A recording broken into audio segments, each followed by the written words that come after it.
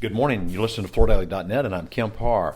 This morning, my guest is Jason McSwain, the president of the NFA, which we'll get to in a minute, and also the president of McSwain's Carpets and Floors in Cincinnati with 10 stores. Jason, how you doing? Oh, I'm doing well. How are you? I'm good. I know it's a long day. Thanks for spending time with me. You've been leading a meeting for a whole day. Let's start with how's business in Cincinnati?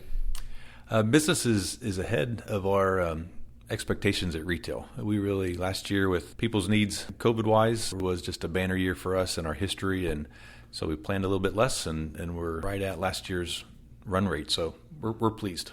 So does that mean you're up over 21 or holding on? We're holding on, but that's the high water mark for us, and so we budgeted a lower number. We're pleased with where it is. One of the questions I'm curious about, because we've been through this whole now year of this Stainmaster thing, talk about how that settled out, and is the carpet business recovered from that? Yeah, for us, our brand attracts soft surface, and so we didn't see a drop, and we track that each month to find which stores are soft surface versus hard surface, and even some of the large size orders that we track, we realize that is the same in soft surface as well. We tend to sell better quality products, and so the price increases have not hindered that. And you get a good square footage, it ends up being a good project for us.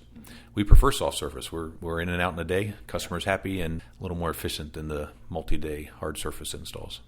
I noticed on your website that you do a lot of shop at home. How's that going?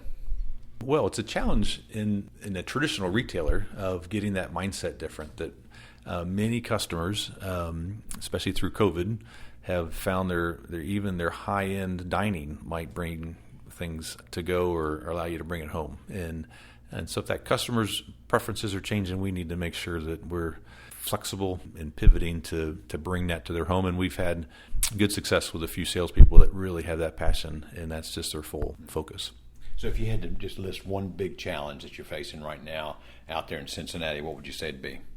Well, it actually came through in our meeting today that one challenge that we have at retail is just the operational changes that took place because of supply chain and COVID, preferences for some to work different schedules, different times. It really has changed in the operational side of how you manage inventory, how you intentionally liquidate inventory, and do you have the intentionality if you drop or move away from a product to finish that out fast versus just let it collect? And we're at fault with that. We heard in the room there's a number of members that have that challenge, and in General Floors was a great member that stepped up and just shared their discipline of how they make that not a problem. So that would be a challenge today of just last year's success lingering in your warehouse.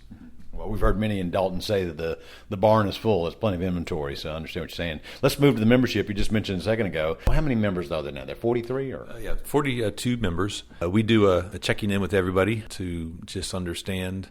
We don't share a lot of that, but it was valuable in helping each other realize if you're flat, in our case, and someone that know's model is real similar and they might be up 20%, some of those numbers, because they would have had a very high water mark last year as well.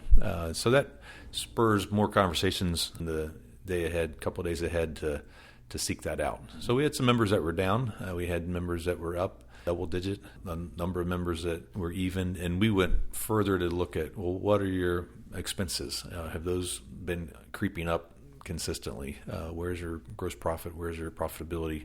Just to realize that, hey, those might be areas that your focus needs to be on now more than ever. You can give it away, can't you? Yeah. The expenses, every category, there was not one member that said their expenses are shrinking. Comparative to gross margin, it's a challenge for retailers today. Well, I've talked to several since I've been here, and I'm hearing good stuff. I mean, these are the pros. NFA has got the pros. So you said there may be a few flat, a few down, but I'd say in general, wouldn't you say on average most people still growing? Yeah, most people have growth, and in shared ways they are making that happen. So it's energizing to then get back and be able to augment that into your business in a way that helps your salespeople grow and helps your whole business grow. We're at Mackinac Island. The NFA likes to go to some places that people may not go otherwise. Tell me how many people came to this, since it's kind of difficult to get here.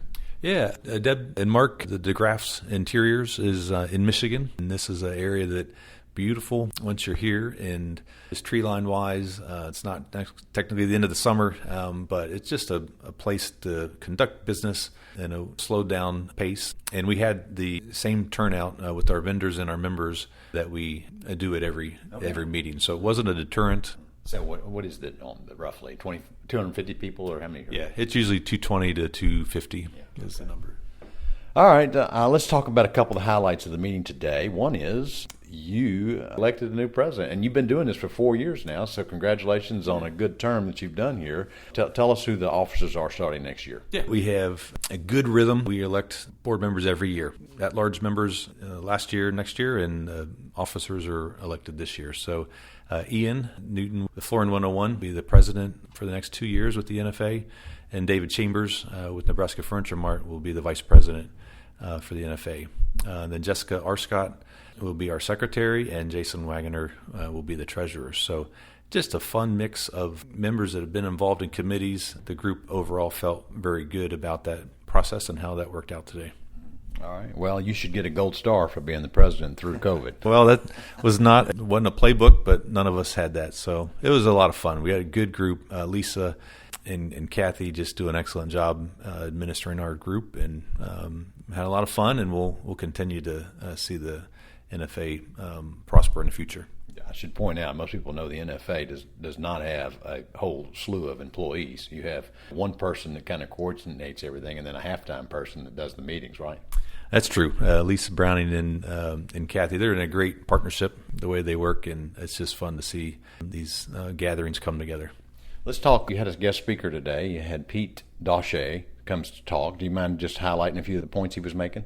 Absolutely. Our theme today was information that provides and gives you a competitive advantage. One of our mission statement, and Pete brought what might the next 4 years be in how LVT, where's its position? Is it growing? Is it shrinking? Where's the quality measurements? Are you more demanding as a retailer when that quality starts to have corners cut? And what are ways that you can prevent that? He's always been a champion of maintaining the value, the price, innovation. The race to the bottom in the laminate world 15 years ago is not something that is worth repeating. So that was well taken. Yeah, I've heard him say profit's not a dirty word, right? No, it's an essential word. You want to do things in your business, you got to be profitable. But you've got to compete. You're out there in the marketplace, and you've got Floor and Decor there, and you've got home centers there. So you still have to have some discipline around that, don't you? Yeah, you do, and be aware of what products they bring to market. And if it's lower price point products based on taking certain ingredients out of LVPs, then you're probably going to have more claim issues which are starting to surface, and those aren't necessarily out of the better made materials. Anything else come out of today's meeting that's worth repeating? Jessica Zimmerman with AHF and Steve Stakos, they helped outline the direction, the future with AHF and Armstrong and the other 13 brands that they have as a stable, and just where our group can be a part of that and leverage and understand even their drive into commercial. And we have a number of members that have commercial as their mix, so that was valuable as well. And your next meeting is another place that might be a little more difficult to get to, but it's in an island in the Caribbean, right? That is true. In the spring, April, we'll have a meeting together out in St. Kitts. Well, Jason, it's great to be with you. Thanks for spending time with the listeners. Again, been talking to Jason McSwain, the president of NFA and the president of McSwain Carpets and Floors in Cincinnati.